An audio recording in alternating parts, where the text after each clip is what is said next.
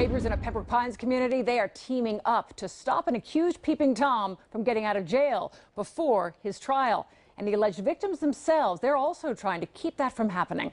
Local 10 News reporter Carlos Suarez live in Fort Lauderdale tonight to explain.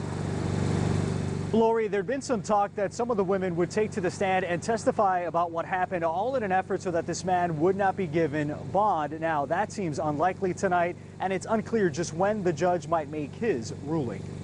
43-year-old Pelayo Cerullia will spend another night in jail after a marathon bond hearing ended with the judge recessing for the day.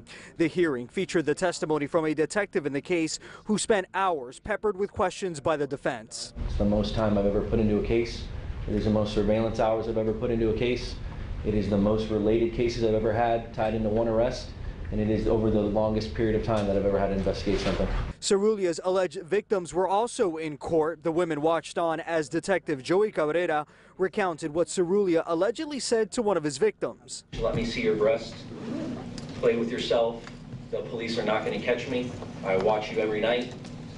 I get away with this. Months after that alleged encounter, Pembroke Pines police set up cameras to capture Cerullia, who'd apparently become more aggressive in peeping into the homes of women. Detectives say the victims' windows were shot out with a slingshot and hunting marbles were found outside of the homes. What he uses and what he's doing and saying, it is such a signature style that this is as good as a fingerprint. The defense countered by calling into question one of the accuser's credibility, noting her job at a strip club and the man she described to police as having tried to break into her bedroom. My client cannot be confused with an Irish, reddish complected individual. It's just not the case. Hopefully, if he gets out, he will be on a GPS monitor, is the only thing I can wish for, so that they can have some sort of peace.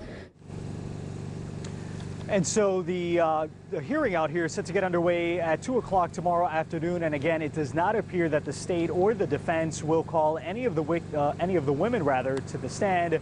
Cerullia is facing more than a dozen charges. We're live tonight in the city of Fort Lauderdale. I'm Carlos Suarez, Local 10 News.